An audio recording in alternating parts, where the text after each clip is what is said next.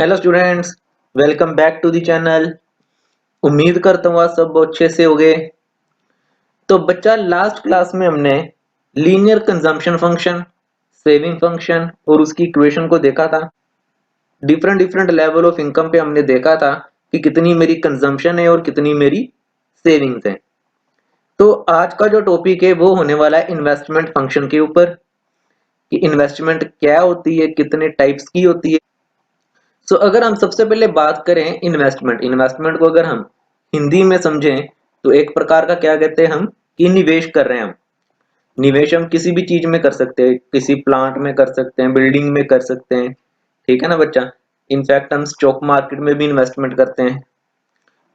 Bank में पैसा रखा हुआ है, वो भी हमारी क्या है, इन्वेस्टमेंट है। ये तो हमारी होगी पर्सनल लेवल पे, कि मैंने बैंक में पैसा रखा है, मेरी सेविंग्स है, वो इन्वेस्टमेंट है। मेरी एफडी है, वो इन्वेस्टमेंट। मैंने शेयर्स खरीदे हैं, वो इन्वेस्टमेंट है। ठीक है, वो मेरी क्या है, पर्सनल लेवल पे है। बट जब हम मैक्रो लेवल पे कर रहे हैं, क्योंकि जो प्लस टू में कर रहे हैं हम इकोनॉमिक्स हैं, वो कौन सी कर रही है, मैक्रो इकोनॉमिक्स कर रहे हैं। तो जब हम मैक्रो में देखते हैं तो मैक्रो में पर्सनल लेवल की नहीं देखते हम पूरे इंडिया की, पूरे भारत की इन्वेस्टमेंट को देखते हैं। तो हम इसमें पूरे भारत की ही इन्वेस्टमेंट को पढ़ेंगे। तो सबसे पहले अगर मीनिंग को देखें तो मीनिंग क्या लिखा हुआ है, investment refers to the expenditure incurred on the creation of new capital asset। Investment क्या है, आप कोई खर्चा कर रहे हो, किस लिए कर रहे हो, कि कैपिटल एसेट्स को क्रिएट करने के लिए, जिसका बेनिफिट आपको आने वाले समय में मिलेगा। ठीक है, तो कौन कौन सी हो गई वो एग्जांपल, कौन सी है, मशीनरी होगी, बिल्डिंग होगी, इक्विपमेंट्स हो गए, प्लांट्स वगैरह हो गए। ये सब क्या है, एग्जांपल्स हैं इन्वेस्टमेंट की, कि जिससे हमें आने वाले समय में क्या होगा, बेनिफिट होगा। तो ये दो प्रकार की हैं। इसकी टाइप्स कितनी है, दो प्रकार की हैं। एक है autonomous and one is induced. Autonomous investment and induced investment. तो सबसे पहले देखते हैं ऑटोनोमस इन्वेस्टमेंट क्या है। कहते हैं autonomous investment refers to investment which is not affected by change in the level of income। आपकी इनकम कितनी भी हो, आपकी इनकम कितनी भी हो, उससे आपकी इन्वेस्टमेंट पे कोई भी फर्क नहीं पड़ेगा। वो आपने करनी ही करनी है, चाहे आप कुछ भी नहीं कमा रहे, जीरो।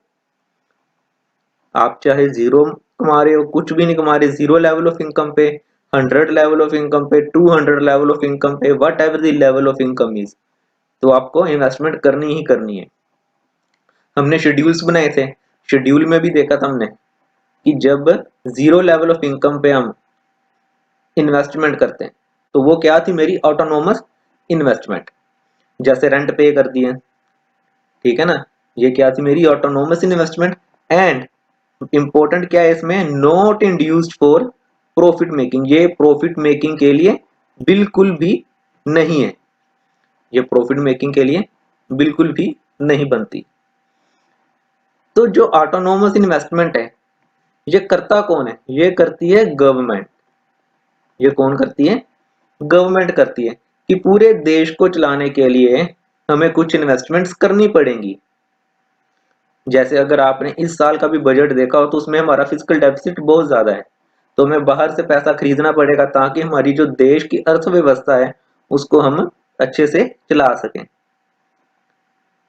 तो जो भारत सरकार अपनी इन्वेस्टमेंट कर रही है, चाहे वो फिजिकल डेफिसिट में क्यों ही नहीं है, तो फिर भी इन्वेस्टमेंट कर रही है, वो क्या है, ऑटोनोमस इन्वेस्टमेंट।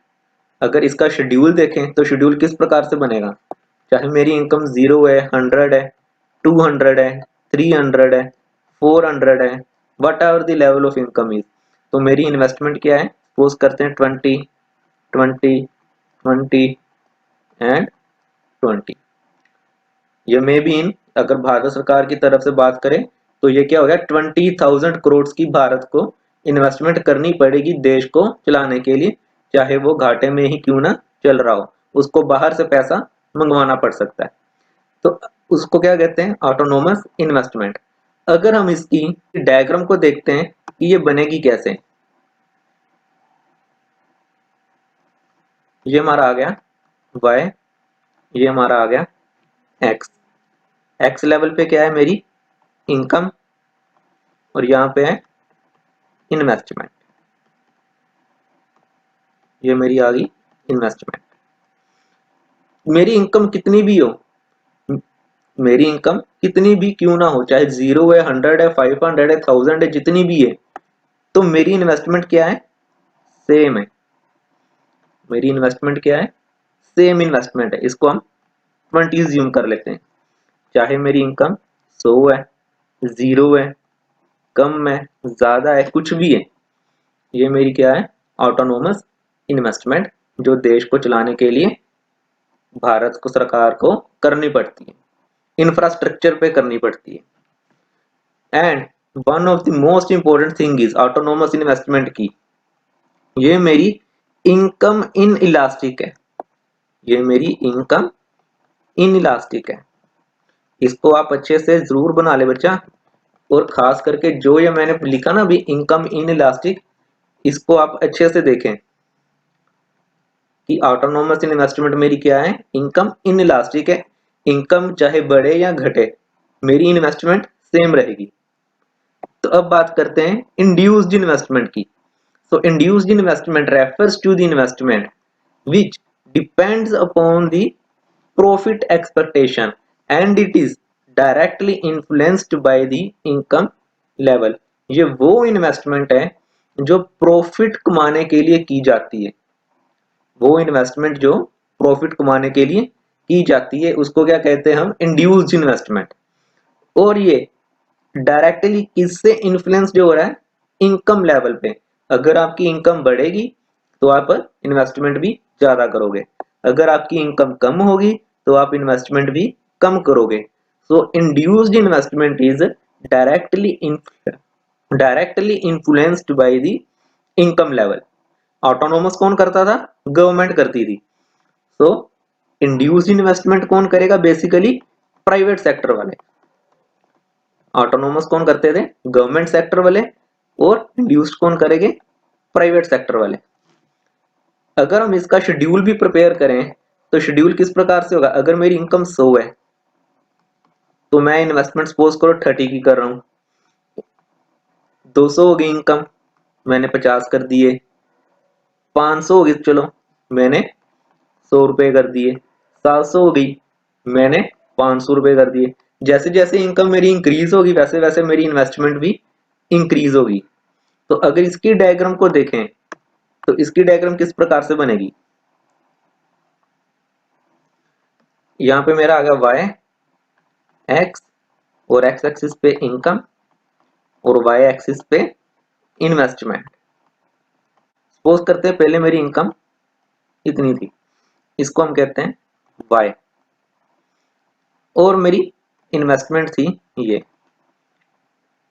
कुछ इस प्रकार से बनेगी बच्चा। अब मेरी इनकम बढ़ गई, अब इनकम होगी मेरी y1, इनकम कितनी होगी मेरी, y से y1 से होगी, और ऑब्वियसली बात है इन्वेस्टमेंट भी मेरी इंक्रीज होगी, तो हम कहते हैं मेरी इन्वेस्टमेंट होगी I1 पे।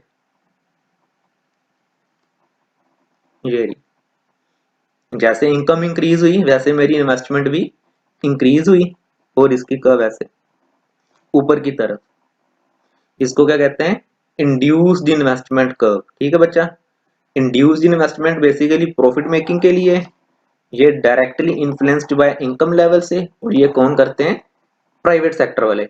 और इसकी जो स्लोप बनेगी, इसकी जो कर्व बनेगी वो अपवर्ड्स की ओर बनेगी। जैसे इनकम इंक्रीज होगी वैसे मेरी इन्वेस्टमेंट भी इंक्रीज होगी। वो थी मेरी, याद करो ऑटोनोमस थी मेरी इनकम इन इलास्टिक, तो ये मेरी क्या बन गई, इनकम इलास्टिक। जो मेरी ऑटोनोमस थी वो थी मेरी इनकम इन इलास्टिक, ये मेरी बन गई इनकम इलास्टिक, क्योंकि ये डायरेक्टली किससे इन्फ्लुएंस जो हो रहा है, इनकम से। इनकम बढ़ेगी तो इन्वेस्टमेंट बढ़ेगी, इनकम कम होगी तो इन्वेस्टमेंट कम होगी। सिंपल सा फंडा है। ठीक है बच्चा, तो चलिए आज की क्लास हम यहीं पे खत्म करते हैं। अब हम आपको मिलेंगे नेक्स्ट वीडियो में। Till then thank you, take care and bye bye.